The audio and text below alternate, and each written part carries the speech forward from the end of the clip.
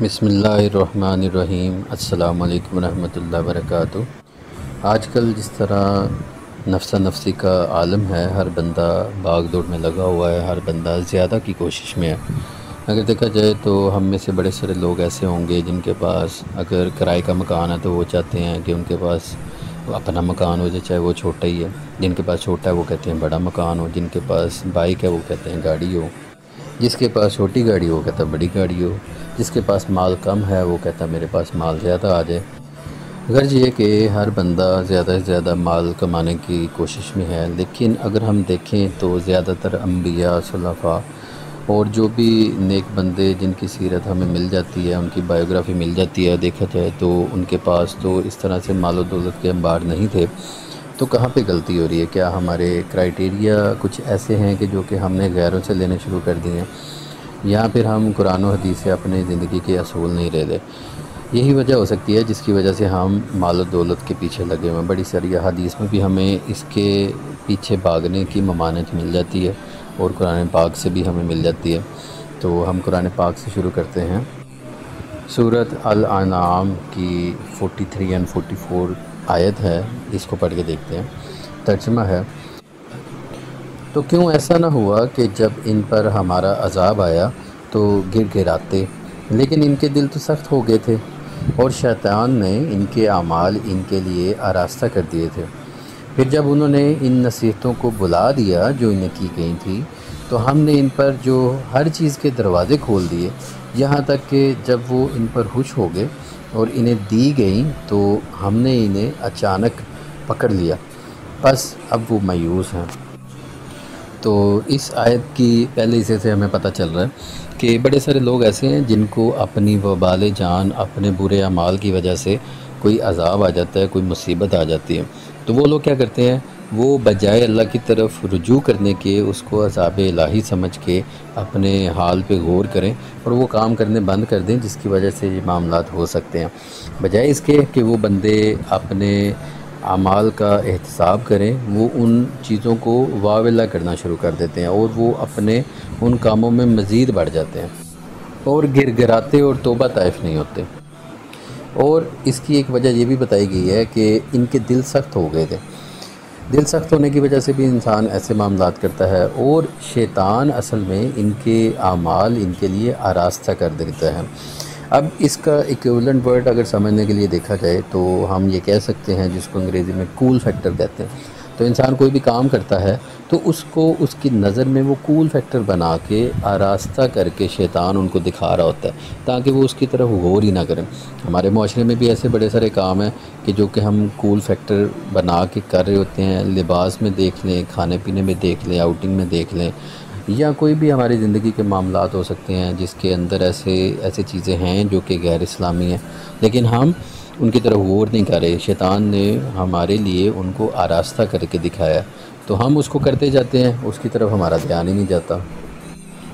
اور آیت کی جو دوسرا پارٹ ہے، جو دوسری آیت ہے، اس کے اندر ہمیں یہ پتہ چل رہا ہے کہ ایسے لوگوں کو سم ٹائم اللہ تعالیٰ اپنی نعمتیں، اپنے جو کرم نوازی ہے اس کو بڑھا دیتا ہے تاکہ وہ اپنے کفر میں اور مزید بڑھ جائے۔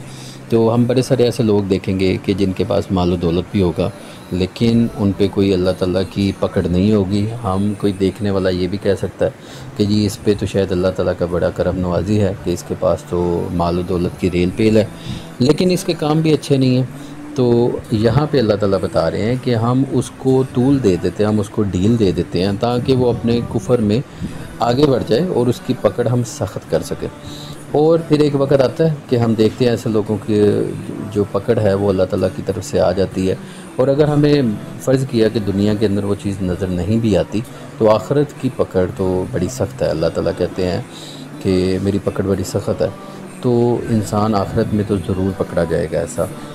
تو ہم کہہ سکتے ہیں کہ ہم کسی کے مال و دولت سے امپریس ہمیں نہیں ہونا چاہیے۔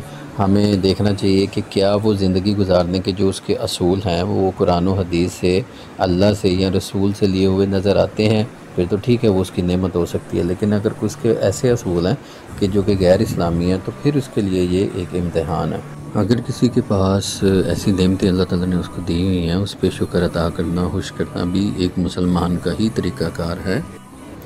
تو ہمیں یہی یاد رکھنا چاہیے کہ اللہ تعالیٰ کی نعمت پر خوش ہونا اگر فخر تکبر اور شیخی کے طور پر ہو تو یہ برا ہے اور کفار کا طریقہ ہے، اور اگر شکر کے طور پر ہو تو بہتر ہے۔ اس کے لیے ہمیں کچھ آیات بھی مل جاتی ہیں۔ سورۃ والضحیٰ کی آیت نمبر 11 ہے، جس کے اندر اللہ تعالیٰ فرما رہے ہیں اور اپنے رب کی نعمت کا خوب چرچا کرو۔ اور سورہ یونس کی آیت نمبر 58 کے اندر بھی اسی طرح کا بیان ہے، جس کا ترجمہ ہے تم فرماؤ اللہ کے فضل اور اس کی رحمت پر ہی خوشی منانی چاہیے۔ اسی آیت کے بارے میں ایک حدیث شریف بھی ہے، جس کے اندر آپ صلی اللہ علیہ وآلہ وسلم نے ارشاد فرمایا، جب تم یہ دیکھو کہ اللہ تعالیٰ بندوں کو ان کے گناہوں کے باوجود ان کی پسند کے مطابق عطا فرما رہا ہے تو یہ ان کے لیے صرف اللہ تعالیٰ کی طرف سے استدراج ہے اور ڈیل ہے۔ اور اس کے بعد آپ صلی اللہ علیہ وآلہ وسلم نے یہی آیت کو تلاوت فرمایا۔ دنیا کے مال کی حرص کے بارے میں ایک اور بھی حدیث شریف ہمیں مل جاتی ہے، جس کے اندر آپ صلی اللہ علیہ وآلہ وسلم نے فرمایا، اگر انسان کے پاس مال کی 2 وادیاں ہوں تو وہ تیسری کا خواہش مند ہوگا، اور انسان کا پیٹ مٹی کے سوا کوئی چیز نہیں بھر سکتی۔ اور یہاں پہ مٹی سے مراد قبر کی مٹی ہے۔ اسی چیز کا بیان سورۃ طٰہٰ کی آیت نمبر 131 کے اندر بھی موجود ہے، جس کا ترجمہ ہے، اور اے سننے والے، ہم نے مخلوق کے مختلف گروہوں کو دنیا کی زندگی کی جو تر و تازگی فائدہ اٹھانے کے لیے دی ہے تاکہ ہم انہیں اس بارے میں آزمائیں، تو اس کی طرف تو اپنی آنکھیں نہ پھیلا، اور تیرے رب کا رزق سب سے اچھا ہے اور سب سے باقی رہنے والا ہے۔ تو دیکھیں اس کے اندر بھی خلاصہ یہی ہے کہ ہم نے کافروں کے مختلف گروہوں جیسے کہ یہودیوں، عیسائیوں، مشرکوں وغیرہ کو جو دنیا کا ساز و سامان فائدہ اٹھانے کے لیے دیا ہے وہ اس وجہ سے دیا ہے تاکہ ہم انہیں اس کے سبب اسی طرح آزمائش میں ڈالیں کہ ان پر جتنی نعمتیں زیادہ ہوں گی اتنی ہی ان کی سرکشی اور اس کا طغیان بڑھے گا اور وہ سزائے آخرت کے سزاوار ہوں گے۔ لہٰذا تو توجب اور اچھائی کے طور پر اس کی طرف اپنی آنکھیں نہ پھیلا، اور آخرت میں تیرے رب عز و جل کا رزق جنت اور اس کی نعمتیں سب سے اچھا ہے اور سب سے باقی رہنے والا ہے۔ تو ضرورت اسی امر کی ہے کہ ہم کسی کی دولت کو دیکھ کے ہم ایسے امپریس نہ ہوں، حالانکہ ہمیں اسی چیز کی طرف دیکھنا ہے کہ کسی کا جو اعمال ہیں وہ قرآن و حدیث کے برابر ہیں کہ نہیں، ان کو دیکھ کے وہ زندگی گزارا ہے کہ نہیں، اس کی مال و دولت کو دیکھ کے ہم نے اس سے بلا وجہ امپریس نہیں ہونا۔ اور یہ بھی ہو سکتا ہے کہ یہ سارا کچھ اللہ تعالیٰ اس کو اس لیے دے رہا ہے تاکہ وہ اس کو آزمائے۔ تو یہ دنیا کا مال و دولت کبھی بھی کامیابی کا سبب نہیں ہے۔